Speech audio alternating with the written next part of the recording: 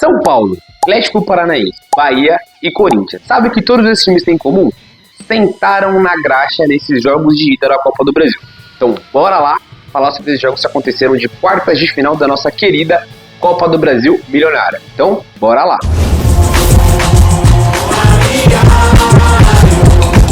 Salve, peloteiros! Vamos lá falar sobre os jogos que aconteceram nessas quartas de final de Copa do Brasil, né? Tivemos aí 2 jogos na quarta-feira e 2 jogos na quinta-feira. Para vocês não enjoarem aqui da minha cara, eu vou falar apenas dos jogos que aconteceram de quarta-feira, como a gente vai fazendo essa dinâmica já. E o Peterson vai falar dos jogos que aconteceram nesta quinta-feira, né? Então, começando aí por São Paulo e Atlético Mineiro. Antes de mais nada de falar desse jogo, eu gostaria de começar aqui, né? Falando aqui pela equipe do Papo de Pelota. Mandando muita energia e coisa positiva para a família do lateral Juan Esquerdo, né, que infelizmente faleceu nessa semana. Sim, uma tristeza muito grande, uma catástrofe que aconteceu no futebol, né, muito triste, então muita força, que Deus possa abençoar a família dele. O cara morreu com 27 anos, assim, muito novo, realizando ali seus sonhos, a profissão que era jogar bola, num clube grande como o Nacional, disputando a Libertadores, deixou uma esposa assim, grávida, filho com 2 anos, então assim, muito triste mesmo, uma tragédia que aconteceu. Eu não me lembro de uma tragédia tão grande no futebol, sei lá, posso estar errado aqui, Deus me perdoe, mas desde a Chapecoense, porque assim, foi uma fatalidade, ninguém estava esperando. O cara simplesmente ali com 27 anos, ele andando, você pega assim, o lance que aconteceu, o cara andando, caiu, enfim, muito triste. Então só queríamos mandar muita força para a família dele, que Deus possa recebê-lo de braços abertos. Então agora, bora falar do jogo. São Paulo e Atlético Mineiro foi assim, um primeiro tempo muito bom, diga-se de passagem. São Paulo ali teve muito trabalho com o Atlético Mineiro, a gente achou que com o Morumbi lotado, a força da torcida, os times jogadores estariam motivados por conta disso que aconteceu que eu falei anteriormente, mas não, cara, o Atlético Mineiro se impôs desde o início, colocou marcação alta, dificultou muito a saída de bola do São Paulo, mas o São Paulo ainda saiu melhor, pelo menos na minha opinião. A gente tem o Lucas ali, que quebra muita linha de marcação, jogando muito, fazendo aquele pivôzão chato. Mas assim, primeiro tempo sem gols, 0x0. Eu particularmente fui São Paulo meio covarde. E ainda falei que estava assistindo o jogo comigo, falei, olha, São Paulo tá muito covarde. Se continuar assim dando chance pro Atlético Mineiro, o Atlético Mineiro vai fazer o gol. Porque convenhamos, o Atlético Mineiro do meio pra frente é muito bom. Tem jogadores espetaculares ali, Hulk, Gustavo Scarpa, Paulinho. Então assim, entre outros que são muito bons. E se continuar deixando chegar, vai fazer o gol. E foi o que aconteceu. Batalha foi lá, fez o gol de cabeça e o Galo sai com a vitória para Minas Gerais. E o curioso caso de São Paulo, que sempre perde para o Atlético Mineiro no Morumbi. Ano passado perdeu, esse ano perdeu também com aquele gol de Hulk do meio da rua.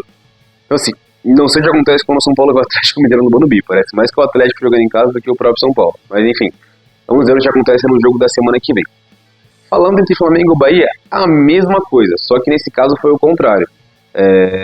Bahia teve ali muita chance de fazer o gol, de poder sair com a vantagem nesse jogo de ida das quartas de final na Copa do Brasil, mas não soube aproveitar as oportunidades. Everton Ribeiro teve chance, os atacantes tiveram chance, Santos, Lutero, enfim, desculpa, o outro centroavante, mas assim, tiveram chance de poder fazer o gol, porém, dito posto, não conseguiram colocar a bola na rede, né? Rogério Ceni ali acabou perdendo para o time, impressionante, né, como a mística segue. O Rogério Ceni, fato curioso até, o Rogério Ceni nunca ganhou do Flamengo como técnico, impressionante. Foi campeão pelo Flamengo, mas como técnico não conseguiu o êxito do seu ex-time.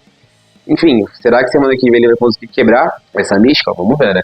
Mas o Flamengo não estava nem aí, fez ali o que tinha que fazer, né? O Tite, especialista em sofrer, mesmo no hospital ele conseguiu administrar o time. Bruno Henrique foi lá e fez o gol, e o Flamengo sai com a vantagem, né? Então tanto o Flamengo quanto o Atlético Mineiro venceram no jogo de ida na casa do rival, e agora vão decidir em casa com a vantagem. Assim, digamos que eles estão 50% classificados aí, ou até mais, porque venceram na casa do adversário, né? Então vamos ver o que acontece. Aguardar para a semana que vem. Então, Peterson, bora lá falar para a gente dos jogos que aconteceram nessa quinta-feira entre Corinthians e Juventude e Vasco e Atlético Paranaense. Vai daí, Peterson. Salve, salve, peloteiros, tudo bom com vocês? Vamos falar agora sobre os jogos de quinta-feira dessa maravilhosa Copa do Brasil. E eu sei que você está se perguntando por que a gente colocou que é uma das piores Copas do Brasil da história aí, né? Porque o que realmente interessa são foram os jogos aí de quarta-feira. Os jogos de quinta são aqueles times mais na pindaíba, aqueles jogos, né, de times que estão sofrendo no Campeonato Brasileiro. Por isso que colocaram já no mesmo dia, né? Os jogos ruins para um dia e os jogos bons no outro dia. Brincadeira. Todo mundo tem chance de ganhar, mas a gente sabe que talvez os jogos de quarta tenham sido finais antecipadas, né? Vamos ver se isso vai acontecer na prática ou não. Vamos lá começar por Atlético Paranaense e o nosso querido Vascão da Gama, ou Vasco Atlético Paranaense, porque foi na casa do Vasco o primeiro mando de jogo. Jogo esse que aconteceu esses dias no Brasileirão, né? Aconteceu agora há pouco, exatamente no mesmo estádio e, por incrível que pareça, exatamente o mesmo resultado e acontecendo exatamente a mesma coisa, que foi uma virada do Vascão da Gama. O jogo começou ali meio tenso, assim, diria na verdade que equilibrado, né? Mas, além de equilibrado, era mais assim pro lado do Vasco da Gama ali, até porque tava jogando em casa, também tava com um ímpeto muito maior ali pra poder chegar ao resultado. Mas o Atlético Paranaense é um time muito bem treinado, conseguiu equilibrar o jogo, e aí ficou aquele chove no moro até que o Atlético Paranaense fez o primeiro gol da partida, né? Foi até que um bonito gol, uma jogada trabalhada ali, sobrou, o cara dominou com a perna, chutou com a outra, bonito gol.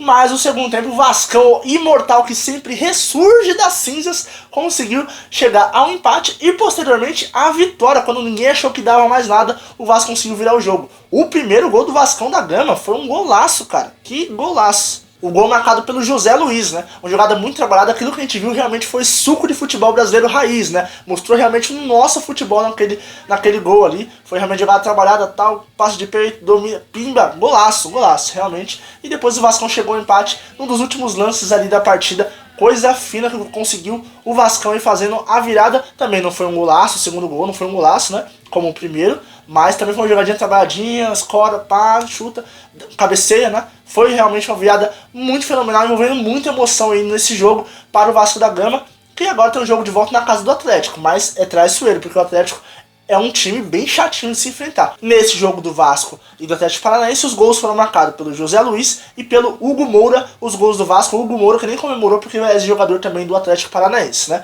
Já o gol do Atlético foi marcado pelo Christian Roberto. Certo? Roberto, certo? Rimou, hein? Vamos ver o que acontece no jogo da volta. Agora vamos falar sobre os jogos dos adultos, que foi o jogo entre times gigantescos. Tá, um realmente é gigantesco, que é o Corinthians, mas o futebolzinho praticado é igual ou pior do que o próprio Juventude.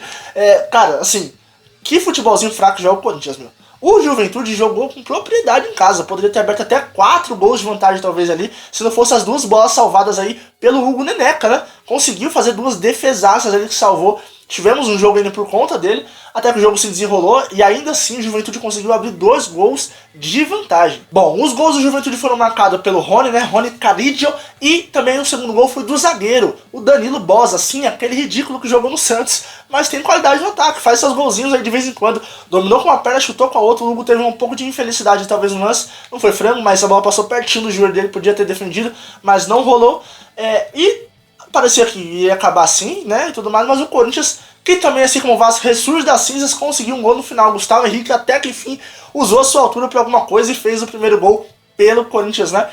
O primeiro gol marcado por ele com a camisa do Corinthians. Mas, cara, a zaga do Corinthians é zoada. O primeiro gol do Juventude, cara, que bananada os caras fizeram ali. É o cara que vai tirar e joga de volta no pé do jogador de Juventude. É um negócio, assim, bem ridículo.